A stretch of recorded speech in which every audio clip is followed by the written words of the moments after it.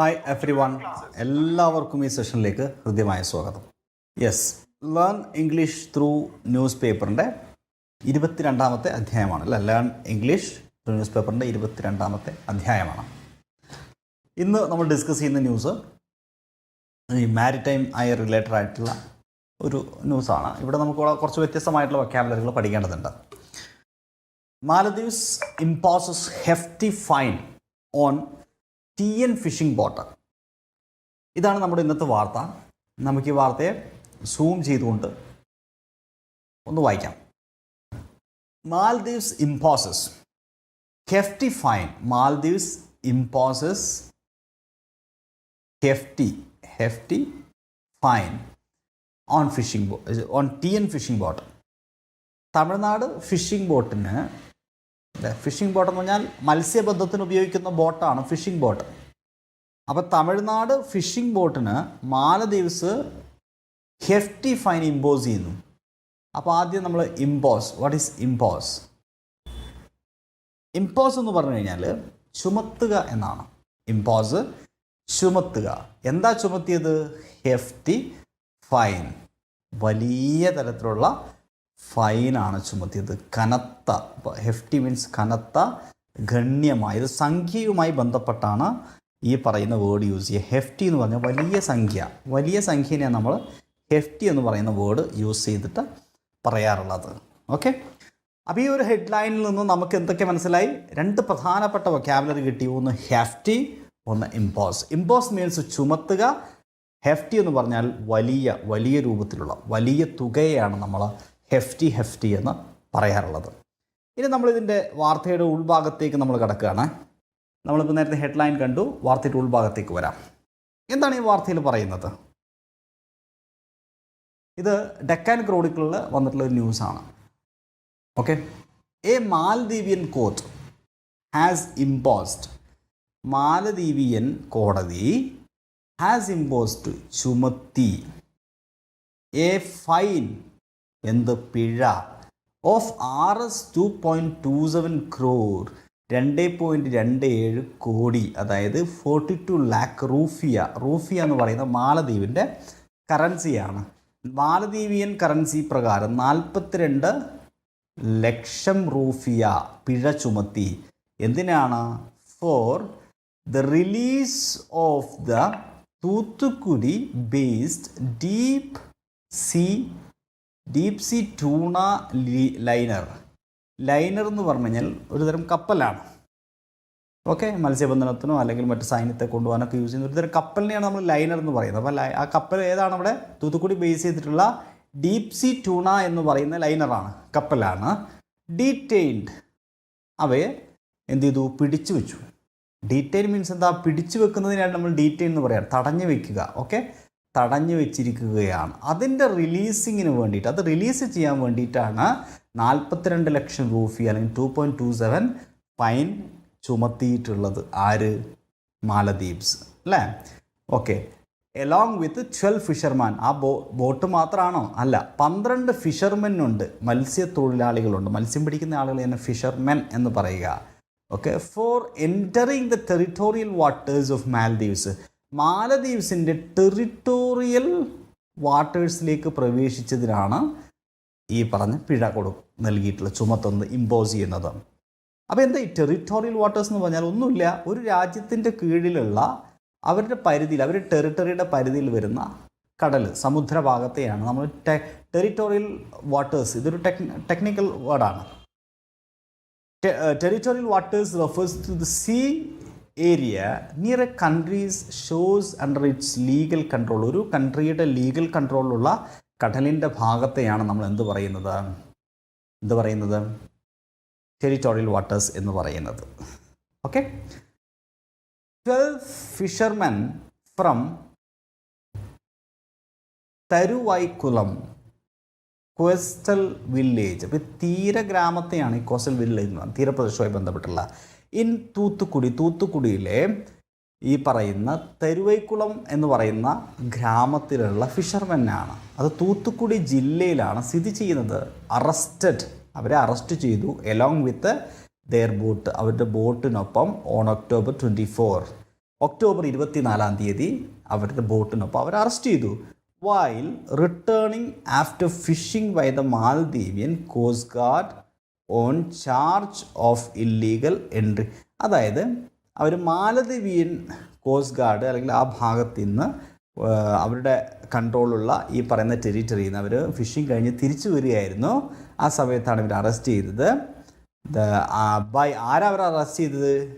By the Maldivian coast guard. Maldivian coast ഗാർഡാണ്, മാലദ്വീപ്സിലെ coast ഗാർഡാണ് അവരെ അറസ്റ്റ് ചെയ്തത്. കോസ്റ്റ് ഗാർഡ് എന്ന് പറഞ്ഞാൽ നിങ്ങൾക്കറിയാം, ഈ കടലിലെ സുരക്ഷയ്ക്ക് വേണ്ടി നിയോഗിക്കപ്പെടുന്ന ഉദ്യോഗസ്ഥനാണ്. മിലിറ്ററി ഒരു naval force employed in guarding a coast or responsible for the safety, അല്ലേ?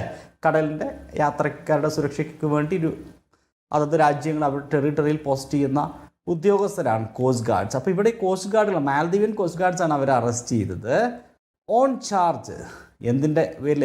On charge of illegal entry into the territorial waters of Maldives. മാൽദീവ്സിൻ്റെ ടെറിട്ടോറിയൽ വാട്ടേഴ്സിലേക്ക് ഇല്ലീഗലായിട്ട്, നിയമവിരുദ്ധമായിട്ട് പ്രവേശിച്ചു എന്നതിൻ്റെ പേരിലാണ് ഇല്ലീഗൽ, നിയമവിരുദ്ധമായിട്ടുള്ള. ഓക്കെ. ഹവർ, എന്നാൽ ഓൺ ദ ഒഫീഷ്യൽ ഇൻ്റർവെൻഷൻ, ഔദ്യോഗികമായിട്ടുള്ള ഇൻ്റർവെൻഷൻ, ഇടപെടൽ, ഔദ്യോഗികമായിട്ടുള്ള ഇടപെടൽ ആരുടെ? Of the Indian embassy, Indian എംബസിയുടെ ഔദ്യോഗികമായ ഇടപെടലിൻ്റെ ഭാഗമായിട്ട്. അപ്പോൾ ഇൻ്റർവെൻഷൻ എന്ന് പറഞ്ഞാൽ ഇടപെടൽ. ഇൻ മാൽദീവ്സ്, മാൽദീവ്സിൽ എന്ത് സംഭവിച്ചു? ഓൾ ദ അറസ്റ്റഡ് ഫിഷർമെൻ, എല്ലാ അറസ്റ്റ് ചെയ്യപ്പെട്ട ഫിഷർമെനെയും മത്സ്യത്തൊഴിലാളികളെയും പെർമിറ്റഡ്, അനുവദിക്കപ്പെട്ടു ടു ഗോ ഫ്രീ, വെറുതെ പോയിക്കൊള്ളാൻ വേണ്ടിയിട്ട് അവരെ വിട്ടു. ഓക്കെ. ദ മാൽദീവിയൻ കോർട്ട്, എന്നാൽ മാലദ്വീപിയൻ കോടതി അക്കോർഡിംഗ് ടു സോഴ്സസ്, നമുക്ക് ലഭ്യമായിട്ടുള്ള സോഴ്സുകളിൽ നിന്ന്, from the department of fisheries ഡിപ്പാർട്ട്മെൻറ്റുമായി ബന്ധപ്പെട്ട് നമുക്ക് ലഭ്യമായിട്ടുള്ള സോഴ്സുകളിൽ നിന്ന് മനസ്സിലാക്കാൻ കഴിഞ്ഞിട്ടുള്ളത്, imposed a fine of R S 22 lakh rufiyaa, 42 ലക്ഷം റൂഫിയുടെ ഫൈൻ. ദാറ്റ് വാല്യൂസ് അറൗണ്ട്, അതായത് ഇന്ത്യൻ എന്താ പറയുക കറൻസി വെച്ച് നോക്കുകയാണെങ്കിൽ 2,27,64,000 rupees. ഇത്രയും വലിയ തുക Indian rupees for the release of the boat release ചെയ്ത് കിട്ടുന്നതിന് വേണ്ടിയിട്ട് ഇത്രയും ഫൈൻ ചുമത്തപ്പെട്ടിട്ടുണ്ട്. ഓക്കെ.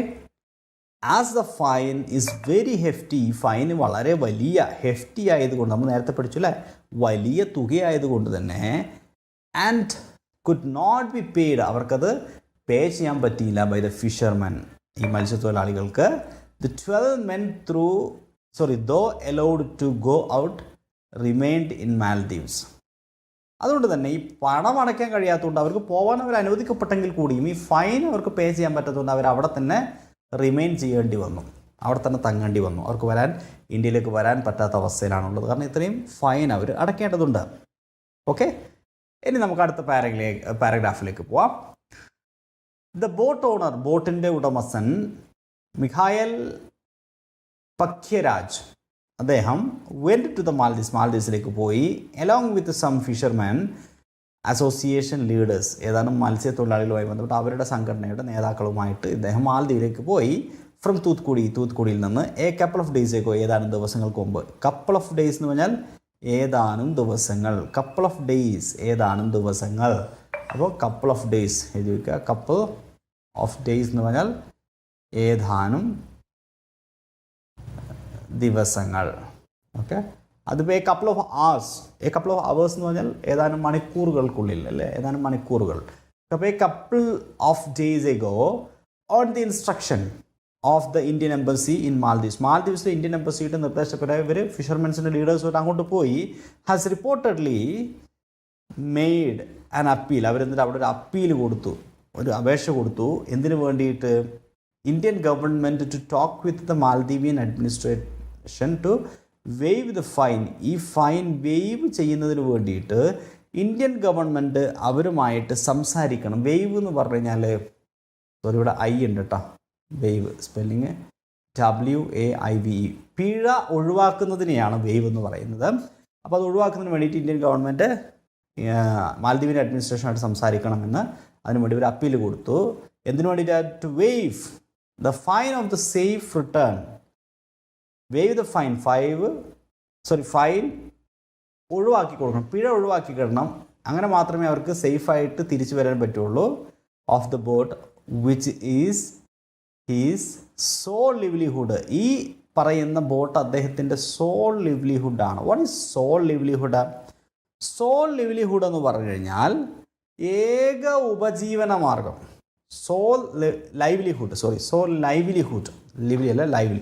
സോൾ ലൈവ്ലിഹുഡ് എന്ന് പറഞ്ഞാൽ അദ്ദേഹത്തിൻ്റെ ഈ പറഞ്ഞ ഓണറുടെ ഏക ഉപജീവന മാർഗമാണ്. സോൾ ലൈവ്ലിഹുഡാണ് ഈ ബോട്ട് എന്നാണ് പറയുന്നത്. ഓക്കെ, ഇനി സോട്ട് ദ ഹെൽപ്പ് എന്ന് പറഞ്ഞാൽ എന്താണ്? സഹായം തേടി.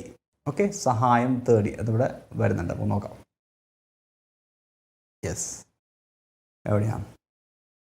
Association leaders Thuthukudi, a couple of years on the instruction of the Fisherman Embassy, the Maldives has reportedly made appeal to the Indian government to talk with the Maldivian administrator to waive the fine for the safe return of the boat, which is his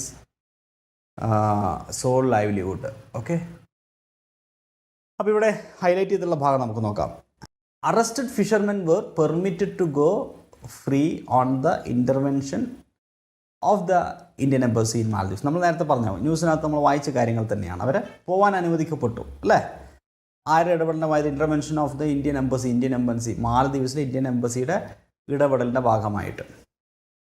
ഇനി ഇവിടെ എന്താ പറയുന്നത്? The Maldivian court however imposed ചുമത്തി a fine of 42 lakh rufiyaa, 42 ലക്ഷം രൂപ, that values around 2,27,64,000 rupees in Indian rupee for the release of the boat. The boat owner has sought the help. sought the help എന്ന് പറഞ്ഞാൽ സഹായം തേടുക. നമ്മൾ തൊട്ട് മുമ്പത്തെ പേജിൽ ഇത് അവിടെ കണ്ടോ, sought the help. ഈ സോട്ട് എന്ന് പറഞ്ഞാൽ സീക്കിൻ്റെ പാസ്റ്റ് ആണ് അല്ലേ? സോട്ട് എന്ന് പറഞ്ഞാൽ സീക്കിൻ്റെ പാസ്റ്റ് ആണ്. അപ്പോൾ സീക്ക് തേടുക. ഓക്കെ, സോട്ട് ദ ഹെൽപ്പ് തേടി, സീക്ക് തേടുക, സോട്ട് തേടി. Okay, the help of the government of India to get the fine waived. എന്തിനു വേണ്ടിയിട്ടാണ്? To get the fine waived. Waive എന്ന് പറഞ്ഞാൽ പിഴ തള്ളിക്കളയുക, പിഴ ഒഴിവാക്കപ്പെടുന്നതിന് വേണ്ടിയിട്ടാണ് സഹായം തേടിയത്. അപ്പോൾ ഇന്ന് നമ്മൾ പഠിച്ച പ്രധാനപ്പെട്ട വേർഡ്സുകളൊന്ന് ഇമ്പോസ് ചുമത്തുക, ആൻഡ് ഹെഫ്റ്റി കനത്ത, ഡീറ്റെയിൻ തടഞ്ഞു വെക്കുക, പിടിച്ചു വെക്കുക. ടെറിട്ടോറിയൽ വാട്ടേഴ്സ് എന്ന് പറഞ്ഞു കഴിഞ്ഞാൽ നിങ്ങൾക്കറിയാം, refers to the sea area near a country's ഷോസ് അണ്ടർ ഇറ്റ്സ് ലീഗൽ കൺട്രോൾ.